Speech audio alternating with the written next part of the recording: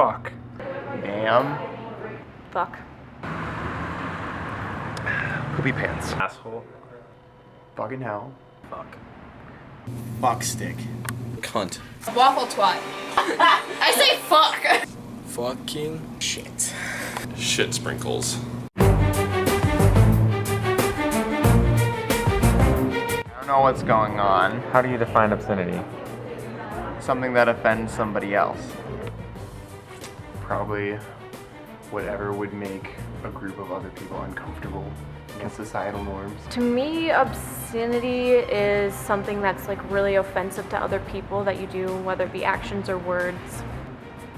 Anything that a person would do or say that could be taken offensively or would offend or upset either a particular person, a particular group of people, or quite possibly just a culture or something of that nature. I really have no idea. The only time I've ever heard that word is in the song Vicinity of Obscenity by System of a Down. What do you think obscenity means? No clue. I'm gonna guess it's got something to do with, bad things. Bad things? Yeah, bad things. Cursing, slander. Misuse of bad language. Just language? Yes, and in other media texts could take it wrong as well. Don't ask me, I don't really know. I don't know. Cussing. Is something that people don't necessarily want to hear. It's like anything that somebody else considers offensive. I think it's just like offending people with your words and like profanity and swear words and stuff like that. Where and when can you not use obscenity? In business settings, in front of your mother. You can use it on the farm. Can't be obscene in churches. On TV shows. I know they do, but they bleep it out. In public. Radio, TV. I would say you can't be obscene in really public places where huge crowds of people are. I mean, obviously, if you're in a smaller group or you're by yourself, it's more socially acceptable. Fuck. How do you think obscenity relates to the First Amendment? I have no idea. You can say what you want, but you can't really... you should put a filter on it sometimes, like in front of little kids. You think it should be covered under the First Amendment? Yes, Why? because it's part of your freedom of speech. I feel like obscenities such as swearing, fuck, shit, damn, that whole thing, I feel like it should be protected under the First Amendment because most of the time people don't use it in a derogatory or threatening way. I believe strongly in the First Amendment, and especially the ability and the right to speak whatever you feel like. Although I feel obscenity is not a good way of conveying what your ideas are. Do I believe that I should be able to walk up to you and use terms that are considered by all counts swear words as I berate you could be considered threatening. And in that particular case, I would say no. I do not believe that that should be allowed. I think certain restrictions are important. You have the right to say whatever you want, so you can swear and cuss. You have the right to use those words, but you should probably be careful. The common belief is obscenity is something that disturbs another group of people or a single person. Over the years, the courts have defined obscenity with a three-pronged test. The first prong is whether the average person applying contemporary community standards would find that the work, taken as a whole, appeals to Puritan interests. Second prong is defined by whether the work depicts or describes, in a patently offensive way, sexual conduct specifically defined by the applicable state law. The third prong is whether the work, taken as a whole, lacks serious literary, artistic, political, or scientific value. This three-pronged test originated from the court case Miller v. California. This court case dealt with Miller sending out sexually explicit material through the mail. Why does this matter? Obscenity issues can be found in public speaking, radio, and TV and film. Obscenity in public speech is different than any other form of communication. Throughout the years, the court cases choose to really stick to the first part of the obscenity three-prong test, which is whether the average person applying contemporary community standards would find that the work, taken as a whole, appeals to Puritan interest. Obscenity has one specific meaning: to appeal to the prurient interest, to get you horny. Lenny Bruce was a comedian who was accused of having an obscene comic routine because it did not appear to Puritanist value and was claimed to have no literature or artistic value at all. In Lenny Bruce's final stand, he states, "Don't lock up these 600 words. That's what you're doing. You're taking away my words and locking them up." Although all of his efforts, the courts found him guilty because it did not appeal to Puritan interest and would offend the average person.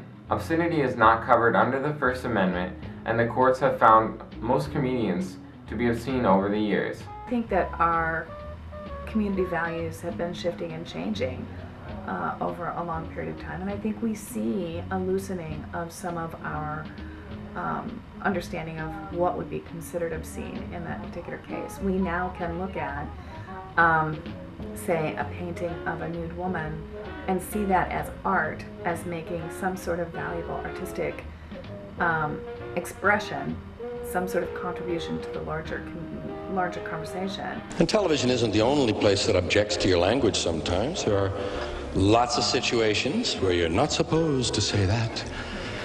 So I expanded the list by as many as I could, and I'd like to share some with you now. The list is a little longer than it was before.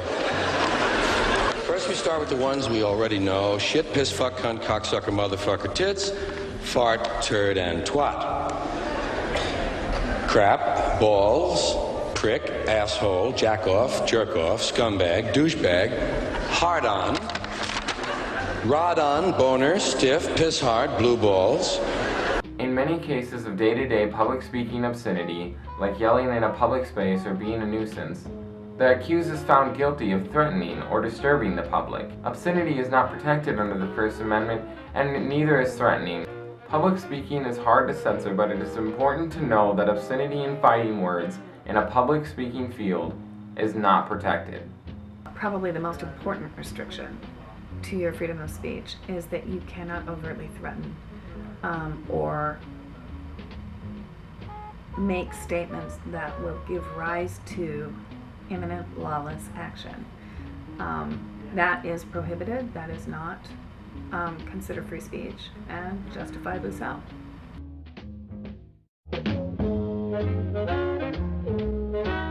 So on the one hand, there's this thing called obscenity. And if something is obscene, it is illegal. I mean, that's the Supreme Court decision. And if something is pornographic or is too violent or is sacrilegious, it's not illegal. It's immoral. It might not be well liked. It might even be somehow regulated, but it's not illegal. The Federal Communications Commission was created to regulate and enforce rules for public broadcasting. Since its start, several landmark cases have helped the FCC create those regulations. And in the Pacifica case, the Supreme Court found that in fact the public did own the airwaves and the FCC had a right to regulate that. And there ought to be a safe harbor from early in the morning to late in the evening when, if some small child accidentally turned the knob and tuned in to KBVU, he wouldn't have to listen to the F word screamed in his ear. The FCC versus Pacifica Foundation ended in a 5-4 vote, resulting in protecting children from hearing indecent programming. Certain words can still be heard, but only during the hours of 10 p.m. to 6 a.m. Why do we have to be separate? Why does the government have to shut us down? The FCC is raping you.